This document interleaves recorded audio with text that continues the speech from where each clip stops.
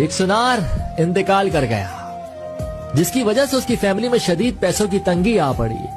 तो सुनार की बीवी ने अपने बच्चे को नीलम का हार देते हुए कहा कि इसे अपने चाचा की दुकान पर ले जाओ और कहना कि इसे बेचकर कुछ पैसे दे दें। बच्चा चाचा की दुकान पर गया और बोला, ये माँ ने दिया है, इसे बेचकर कुछ पैसे दे दें। चाचा सुनार कुछ देर खामोश रहे और हार को देखते रहे। फिर बोले, बेटा अपनी माँ से कहना कि अभी मार्केट में मंदी है, कुछ टाइम बाद इसे मेरे पास भेजना।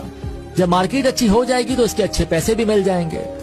साथ साथ चाचा ये भी समझ गए थे कि इनको पैसों की बहुत जरूरत है, तो उन्होंने बच्चे को कुछ पैसे देकर कहा कि कल से मेरी दुकान पर काम करने आ जाना।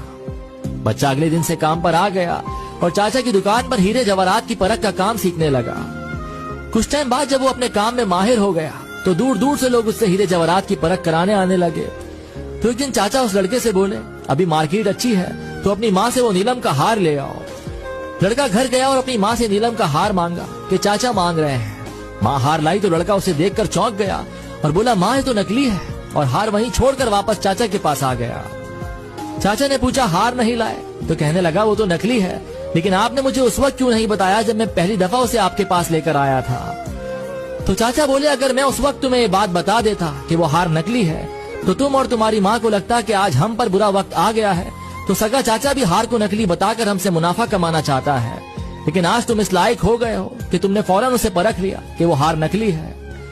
अक्सर हम गलत फहमियों का शिकार होकर अपने ही करीबी रिश्तों से दूरी बना लेते हैं या उन्हें खो बैठते हैं। तो अगर आपको इस सब से बचना है तो हर बार हमेशा सच्चाई को ही परखना है।